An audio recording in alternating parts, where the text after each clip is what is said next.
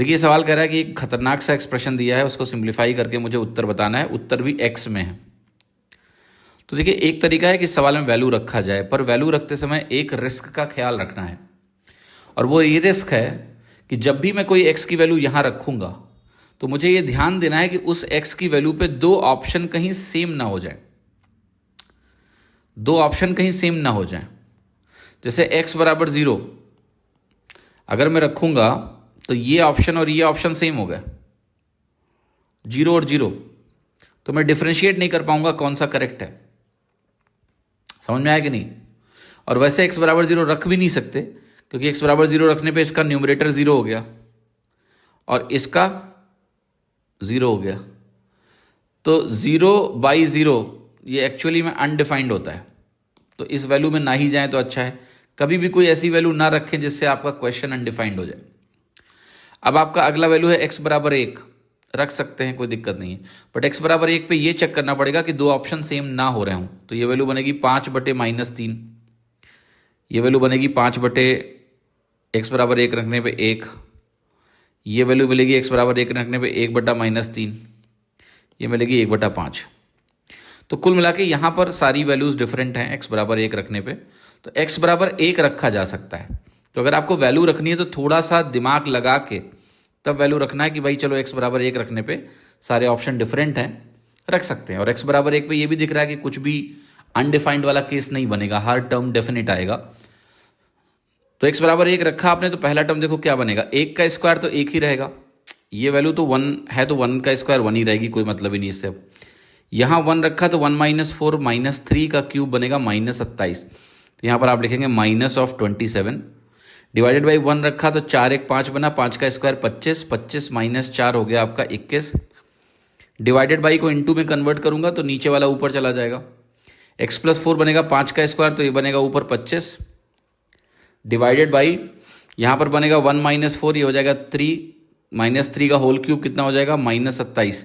तो मैंने डिवीजन को इनटू में कन्वर्ट किया जब, तो ये ऊपर चला जाएगा, ये नीचे चला जाएगा, यहाँ पर वही किया है इनटू। 64 - 1 आपका बनेगा 63 और 16 - 1 बनेगा आपका 15। अब आप इसको सॉल्व करेंगे, 27 27 - 27 कैंसिल हो गया, 21 से 21 यहाँ 63 बन गया, और ये 3 से 3 × 5 = 15 बन गया, और 5 से 5 = 25 बन गया। आपका आंसर आ गया 5। और x बराबर 1 पर 5 ये आ रहा है बी, तो बी ऑप्शन मेरा करेक्ट हो गया। तो ये तरीका हो गया वैल्यू रखने का। बट यहाँ ध्यान देना है कि कौन सी वैल्यू रख सकते हैं, कौन सी नहीं। अब हम आते हैं और इस सवाल को हम अगर ट्रेडिशनली अप्रोच करें तो ये सवाल किस तरह से होगा, ये भी देखने की कोशिश करते हैं। तो देखिए सबसे पहले इस सवाल में क्या क्या हम चीज़ सोच सकते हैं। तो पहले तो क्या चीज़ सोचना है कि ये जो एक्सप्रेशन आपके सामने है ऊपर और नीचे, तो इसको थोड़ा सा सिंप्लीफाई करने की कोशिश ऐसे करते हैं कि यह है x² × x - 4 का होल क्यूब डिवाइडेड बाई नीचे जो एक्सप्रेशन है, अगर आप इसको ओपन कर लें तो ये बनेगा x² प्लस ये 4 × 2 8x बनेगा, 8x में से 4x माइनस हो जाएगा तो ये +4x बनेगा, और ये वैल्यू हो गई आपकी +16। डिवीज़न को इनटू में कन्वर्ट करेंगे, यहाँ पर आपकी वैल्यू ये x + 4 का होल स्क्वायर ही रहेगी। ये जो वैल्यू है इसमें x बाहर आएगा तो वो x का क्यूब बन जाएगा, ब्रैकेट में यहाँ पर मुझे x - 4 का होल क्यूब बन जाएगा इनटू 64 माइनस जो x³ है मेरे पास, 64 - x³, इसको मैं x³ - 64 भी लिख सकता हूँ, कंसीडरिंग कि मैं नीचे x² - 16 लिख दूँ, दोनों को -1 से गुणा कर दिया।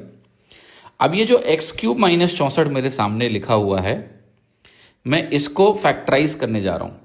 तो ये वैल्यू बन जाएगी x - 4, क्योंकि ये x एक तरह से 4 का क्यूब है ना, x - 4 बनेगा, यहाँ बनेगा x² plus 4x + 16 a² + ab + b²। अब ये पार्ट इस पार्ट से कैंसिल आउट हो जाएगा। x - 4 का क्यूब x - 4 के क्यूब से पहले ही कट चुका है। ये जो x² - 16 है, मैं इसको हटा के इसकी जगह इसका फैक्टराइज वर्जन लिख सकता हूँ, राइट। वो है x - 4 × x + 4। यहाँ से एक x - 4 भी कैंसिल आउट हो जाएगा। इस x² से x³ का 2x, x की पावर 2 कट जाएगा तो एक सिंगल x बचेगा, और इस x प्लस 4 से एक x प्लस 4 कट जाएगा। तो अल्टीमेटली आप देखें तो आपको न्यूमरेटर में सिर्फ x प्लस 4 मिलेगा और डिनोमिनेटर में सिर्फ x मिलेगा, तो आपका आंसर आ गया बी। तो ये ट्रेडिशनल तरीका है जिससे आप इस सवाल को कर सकते हैं। फैक्टराइज करके भी आपका x प्लस 4 अपॉन एक्स आपका आंसर आ जाएगा।